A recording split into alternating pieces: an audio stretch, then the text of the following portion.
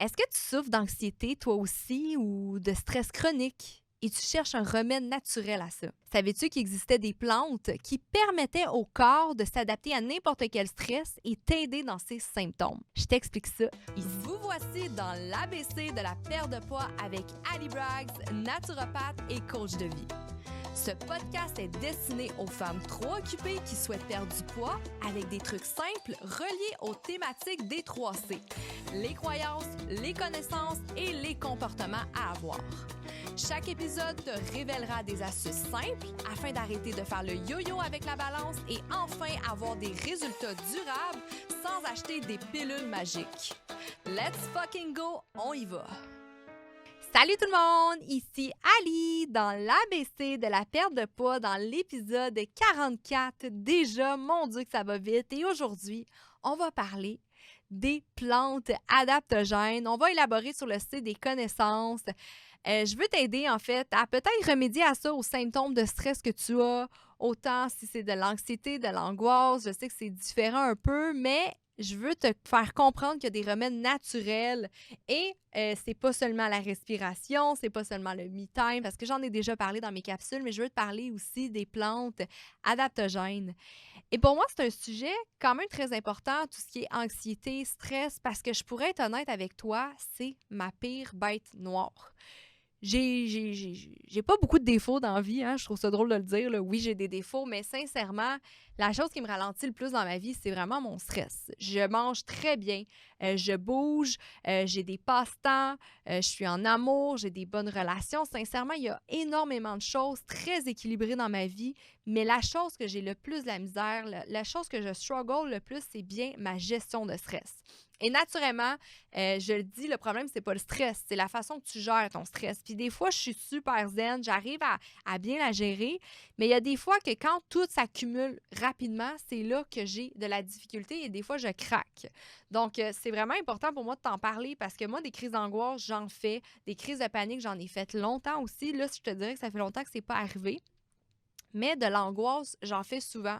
Et moi, mon angoisse, si je peux être honnête avec toi, je la ressens surtout le soir. Donc, durant la journée, je suis tellement active, je suis tellement occupée, j'ai tellement des choses à faire, on dirait que j'ai pas le temps d'y penser. Et j'aime ça, j'aime ma vie, j'adore ce que je fais, je suis passionnée. Je me sens comme une artiste passionnée en ce moment en train de changer le monde, d'avoir une mission à aider les gens et tout. Mais quand j'arrive le soir dans mon lit, on dirait que ça m'empare. Et moi, mon angoisse va beaucoup être au niveau de ma gorge. Donc, il y a des gens, des fois, c'est au niveau du ventre, mais moi, c'est beaucoup au niveau de la gorge. Et des fois, ça me rend parano. Et des crises d'angoisse, j'en fais. Je pratique la respiration, la cohérence cardiaque tous les soirs dans mon lit à cause de ça. Je remercie énormément mon conjoint. Là, je sais que tu n'écoutes pas toujours mes podcasts, là, mais je le dis, mon chum m'aide beaucoup là-dedans, à me parler, à rester positive, à me dire que ça va bien aller, que c'est juste un effet à mon corps physique que je ressens en ce moment à cause du surplus de choses que j'ai dans la tête, par exemple. Et le problème est réel. C'est ça que je veux dire. Parce que souvent, on va penser que le stress, c'est mental, la dépression, c'est mental. Il y a des gens qui disent ça, qui pensent ça. Moi, je suis de cet avis-là, mais naturellement, c'est quelque chose quand même qu'on peut ressentir physiquement, tu sais. Puis moi, sincèrement, ça me pourrit la vie de temps en temps. Je dirais que j'ai des passes pires que d'autres, mais c'est quelque chose qui me pourrit sincèrement la vie. Et c'est pour ça que je prends ça au sérieux. Et peut-être que j'en parle pas assez, mais c'est quand même quelque chose de présent chez moi. Et quelque chose qui m'a énormément aidé, ce sont les plantes adaptogènes. Et c'est ça que je veux te parler aujourd'hui. Tu vas voir, je vais t'en parler quelques-unes. Il y en a beaucoup de plantes adaptogènes. Il faut faire des essais-erreurs, bien sûr, pour voir laquelle qui nous colle plus à la peau. Mais ça m'a énormément aidé dans ma procédure de gestion d'angoisse, gestion de stress. Hein? Puis c'est difficile parce qu'on dirait que c'est quelque chose qui n'est pas tant mesurable. Des fois, on ne le sent pas qu'on est stressé nécessairement. Et moi, ce que je dis à mes clientes et ce que je me dis moi-même, c'est quels sont mes symptômes.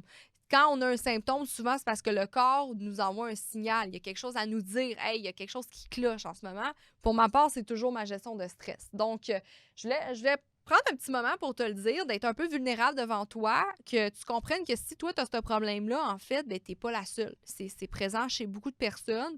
Et moi, j'ai beau être super bonne dans ma gestion de stress, dans tout ce que je fais quand même, tu sais, je mange bien, comme je dis, je bouge, j'ai des bonnes relations, je suis équilibrée, je dors toujours mon 8 heures, je dépasse pas mes limites, je souffre quand même de ce genre de problème.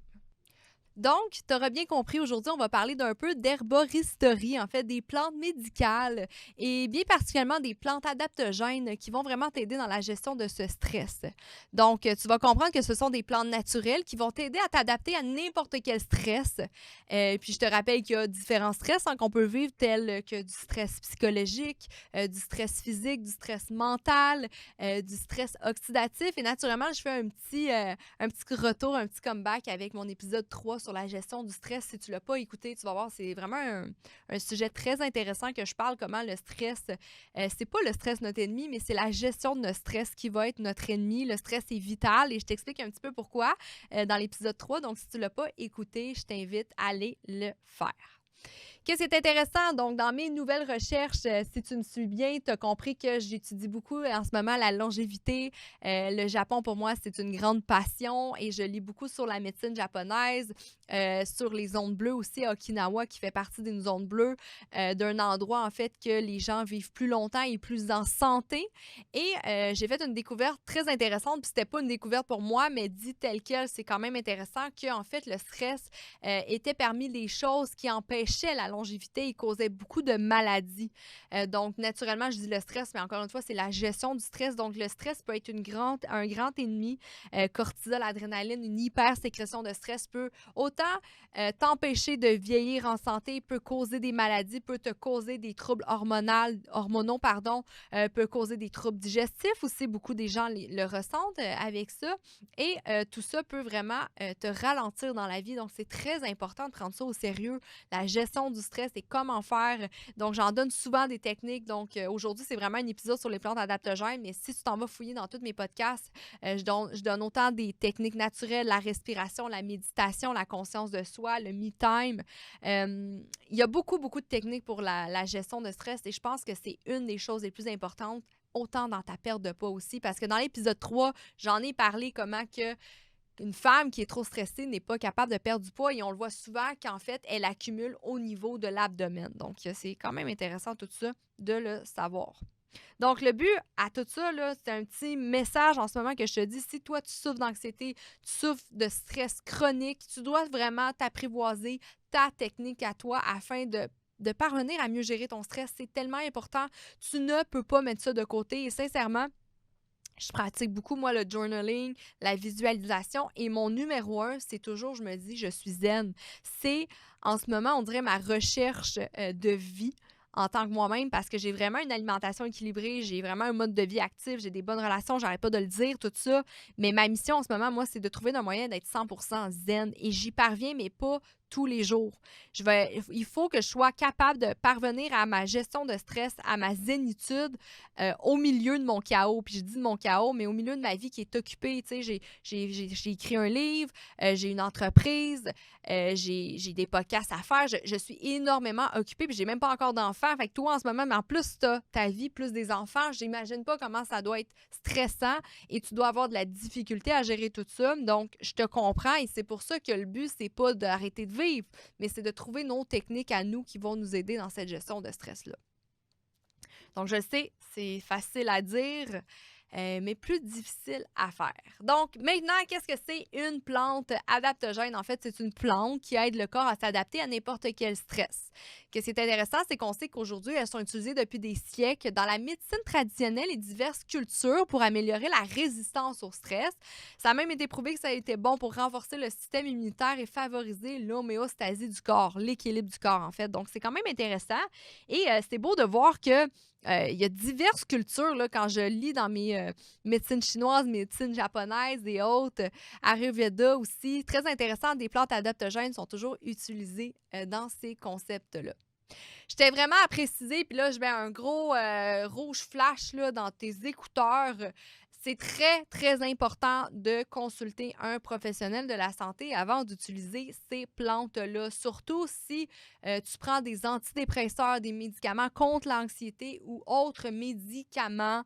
Je te dirais, demande à ton médecin, mais ton médecin ne doit pas être informé sur les plantes adaptogènes. Donc, vraiment te renseigner aux bonnes personnes si tu veux essayer les plantes adaptogènes. Je t'invite à venir me parler si tu veux dans mon groupe Facebook, par exemple, sur mes pages de réseaux sociaux. Viens me poser la question si tu veux, ça va me faire plaisir. Je réponds à tout le monde le plus possible. c'est très important que tu ne dois pas mélanger des plantes. Surtout les plantes, les suppléments, c'est moins pire que les plantes. Les plantes ont vraiment plus d'interactions avec les médicaments et c'est pour ça que je mets un gros avertissement face à ça. Ne va pas jouer avec des plantes si tu ne sais pas si ça a des interactions avec les médicaments que tu prends. J'ai la chance maintenant d'avoir une bande de recherche médicale, en fait. Donc, je peux vraiment voir toutes les interactions de ton médicament versus tes plantes. Même les suppléments, j'ai juste à écrire le nom puis ça m'écrit tous les effets que ça a. Donc, avec mes études, maintenant, j'ai accès à ça et c'est vraiment pratique. Donc, s'il te plaît, n'hésite pas de me consulter moi ou si tu te fais déjà suivre par une naturopathe, de lui demander. Donc, on y va. J'ai quelques plantes à te proposer. Je te propose mes préférées.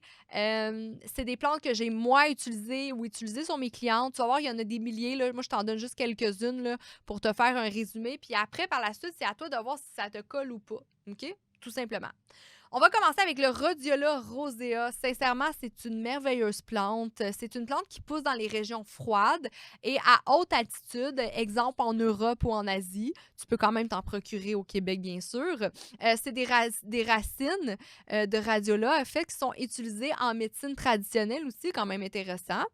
Le radiola est considéré comme une plante adaptogène en raison de sa prétendue capacité à réduire la fatigue, augmenter l'énergie, l'endurance, la force et la capacité mentale, et même à augmenter la résistance aux facteurs de stress chimiques, biologiques et physiques. Donc, super intéressant. Le radiola rosea a été vraiment utilisé chez les femmes aussi. J'ai eu plusieurs formations comme on a parlé de cette plante-là, qui peut autant aider chez les femmes au niveau hormonal aussi, donc sur l'inflammation qu'on pourrait dire, il y a eu des bons effets sur la dépression. Il y a eu beaucoup de recherches là-dessus aussi auprès des femmes. L'anxiété, la fatigue chronique aussi, ça peut énormément aider. La libido aussi que j'ai vu pour la femme. Donc des recherches qui ont été mises de l'avant pour ça. Et aussi, il y a eu quelques recherches qui montraient que le rhodiola rosea aussi était bon pour la maladie du COVID, le virus de la COVID, pardon. Donc, ça, les recherches, il n'y en avait pas énormément, mais il y en avait sur le site. Donc, je me suis dit que c'était pertinent de l'utiliser. Cette plante-là, sincèrement, ce n'est pas la plante que j'utilise, mais j'ai des clientes qui l'utilisent énormément pour la dépression et elle est super bonne. Qu'est-ce qui est intéressant aussi, j'ai oublié de dire, c'est que tu remarqueras que les plantes adaptogènes, des fois, sont comparées avec les nootropiques. Donc, je ne sais pas si tu as écouté mon épisode, je crois que c'est la 41, que je parlais de nootropiques. Les nootropiques sont des plantes qui aident, en fait, à la concentration. Donc, des fois, il y a des plantes qui peuvent être mélangées avec des plantes adaptogènes qui vont être mélangées pour les nootropiques aussi. Donc, quand même intéressant parce qu'on va parler d'augmenter l'énergie, l'endurance, la force et autres. Donc, elles peuvent être considérées là-dedans. Donc, super plante, sincèrement. Je t'invite à aller peut-être lire sur le sujet, peut-être te renseigner davantage si toi, tu sais que tu as des problèmes de dépression, d'anxiété, fatigue chronique. Peut-être que ça serait la bonne plante pour toi. Comme je te dis, c'est des essais-erreurs. Peut-être que tu vas l'essayer et pour toi, ça ne sera pas bon. Donc, ça se peut aussi. La deuxième plante est ma préférée. Moi, c'est celle-là que j'utilise. C'est l'ashwagandha. Tu en as sûrement déjà entendu parler. C'est super populaire maintenant. L'ashwagandha est une plante adaptogène populaire dans la médecine ayurvédique en Inde. Elle est utilisée pour aider à réduire le stress, à augmenter l'énergie, à améliorer la qualité du sommeil, renforcer le système immunitaire. C'est super bon aussi pour l'humeur. Pour moi, j'ai vraiment des bons effets avec l'ashwagandha. J'en prends matin et soir depuis quasiment un an au moins. Ça m'a énormément aidé dans tous mes problèmes de gestion de stress. Moi, c'est vraiment la plante qui a fait une différence dans ma vie. J'en avais déjà essayé d'autres, mais j'ai vraiment vu une différence avec celle-là. Et pour moi, c'est clair, net que je vais toujours l'utiliser à vie. Donc, encore une fois, ça va m'aider dans ma capacité à gérer mon stress. C'est super intéressant aussi, super important de ne pas la mélanger avec d'autres plantes parce qu'il peut avoir d'autres effets. J'ai déjà vu, il me semble, des genres de nootropiques avec l'ashwagandha. Moi, quand je l'essayais, ça ne fonctionnait pas. Donc, c'est à toi d'essayer de les formules et voir si tu leur fais confiance ou pas. Elle est super bonne contre l'insomnie aussi. J'avais commencé en fait cette plante-là lorsque j'avais des problèmes de sommeil. Donc, super intéressant. L'ashwagandha m'a énormément aidée. Il y a eu quelques études qui montraient que l'ashwagandha était bon pour l'asthme aussi. Donc, si toi, tu souffres d'asthme, peut-être que tu pourrais l'essayer tout simplement.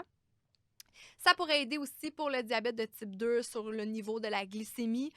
Pour la ménopause aussi, les symptômes de la ménopause, je donne ça à énormément de femmes dans mes clientes et ils ont un super résultat. Donc, encore une fois, c'est super pour ce genre de symptômes-là. Et aussi pour le OCD, on dit les obsessions compulsives, les désordres d'obsession compulsifs. Donc, si tu as ce genre de trouble-là, ça pourrait t'aider. Encore une fois, c'est sûr que c'est pas magique du jour au lendemain, mais effectivement, on a vu des effets positifs avec l'application de cette plante-là dans le quotidien d'une femme. Donc, moi, sincèrement, c'est la plante qui m'a changé la vie. Il y a des femmes qui adhèrent moins à cette plante-là, qui vont aller avec d'autres genres de plantes. Donc, je t'invite à aller l'essayer, faire des tests super importants. Hein. On fait des tests. Surtout si tu ne prends pas de médicaments, là, no stress, tu peux l'utiliser. Tu n'auras pas vraiment d'effets secondaires avec ça. Là. C'est surtout si tu utilises des médicaments, fais attention, demande toujours un avis à un professionnel. Et là, je vais le dire plusieurs fois parce que, sincèrement, comme je l'ai dit tout à l'heure, les plantes adaptogènes, c'est pire que les suppléments. Là. Les plantes ont vraiment un impact encore plus puissant qu'une vitamine ou un minéraux qu'on est censé déjà avoir dans le corps de toute façon. On y va maintenant avec le ginseng. Donc, il y a plusieurs sortes de ginseng. Il ne faut pas le confondre. Et moi, je vais parler du ginseng Panax. C'est un genre de plante à feuilles caduques à croissance lente qui comprend 13 espèces différentes. Donc, il y a beaucoup de sortes de ginseng, en fait. Là. Bien qu'un bon nombre de ces espèces puissent être appelées ginseng, le terme ginseng est généralement associé à l'espèce Panax ginseng. Donc, c'est vraiment celui-là que je parle aujourd'hui. C'est le Panax ginseng pousse en Corée, dans le nord et de la Chine. Donc, dans la Chine, dans l'extrême est de la Sibérie aussi. Donc, très intéressant. Il est utilisé comme agent calmant en médecine traditionnelle chinoise et comme adaptogène. Donc, super intéressant, encore une fois, dans la MTC qu'on dit la médecine traditionnelle chinoise, ils l'utilisent énormément. Donc, moi, quand on me parle de ça, je suis toute excitée parce que j'adore ce genre de médecine-là. Les herbes adaptogènes, comme je l'ai dit tout à l'heure, sont utilisées de but d'aider le corps à résister au stress psychologique et physiologique. Donc, cette plante-là, elle est vraiment bonne pour ce genre de stress-là. Donc, il y a d'autres effets qu'on a pu voir avec cette plante qui parlait de problèmes érectiles pour les hommes. Donc, si jamais toi, tu écoutes en ce moment et ton homme a de la difficulté avec ça, tu pourrais peut-être lui en conseiller. C'est super bon pour la fatigue, bon pour la cognition aussi. Donc, on peut le voir aussi comme un nootropique, le ginseng. C'était aussi très bon pour traiter l'anxiété. Elle est vraiment connue pour stimuler l'énergie, qui aide aussi le contrôle de la glycémie. Et elle est très bonne aussi, qu'ils disent, pour la gestion de stress. Moi, si je peux être honnête avec toi, le ginseng ne me fait pas très bien. Je me sens, on dirait, un peu trop d'énergie avec ça. Donc, je l'ai utilisé, mais il y a très longtemps. Peut-être qu'en ce moment, j'aurais un autre effet. Donc, c'est à toi de l'essayer, voir peut-être que cette plante-là pourrait encore mieux t'aider que peut-être l'ashwagandha. Mais je sais que j'ai des clientes qui l'utilisent et qui l'adorent vraiment. On va l'avoir souvent dans des formules aussi, dans d'autres suppléments, exemple, qui vont mélanger plein d'ingrédients dedans. C'est très courant aussi dans le ginseng. Maintenant, on va y aller avec une autre plante, peut-être que tu connais, qui est le maca noir. Son vrai nom est le Lepidium meyeni. Un drôle de nom, mais on va dire le maca noir, en fait. Et c'est un légume racine qui pousse notamment au Pérou, dans les hautes altitudes. Donc, il existe 3 couleurs, la couleur rouge, noir et jaune. Et moi, aujourd'hui, je vais vraiment parler du maca noir parce que c'est celui-là qui a eu plus de recherches que j'ai trouvées en lien avec la gestion du stress. Donc, beaucoup de recherches qui ont montré qu'il était bon pour la dépression et la fatigue chronique. Et sincèrement, il n'y a pas eu vraiment d'autres recherches sur quoi que ça pouvait aider. Ce n'était pas nécessairement des recherches concluantes. Donc, c'est pour ça que j'ai pas tout mis de ce que ça pouvait aider. Je veux vraiment te mettre ce qui est, selon moi, pertinent. Donc, c'est très utilisé, le maca noir, pour la dépression et la fatigue. Donc, peut-être que si toi, les premières plantes n'ont pas fonctionné, tu pourrais l'essayer avec celle-là. Finalement, on va y aller avec une dernière plante, puis une très populaire encore une fois, c'est le basilic sacré. Donc, le basilic sacré, c'est un arbuste aromatique et vivace. C'est originaire d'Inde et ça se trouve également en Australie, en Afrique de l'Ouest et dans certains pays du Moyen-Orient.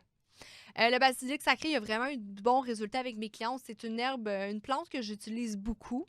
Elle est utilisée dans d'autres sortes de médecines aussi et considérée comme une plante sacrée dans l'hindouisme. Donc, c'est très intéressant. Le nom hindou du basilic sacré est le tulsi. Ça signifie l'incomparable. Donc, il y a quelque chose de spirituel aussi avec l'utilisation de cette plante-là. Le basilic sacré est parfois appelé le basilic piquant aussi en raison de son goût poivré. Il est souvent ajouté aux plats d'Asie du Sud.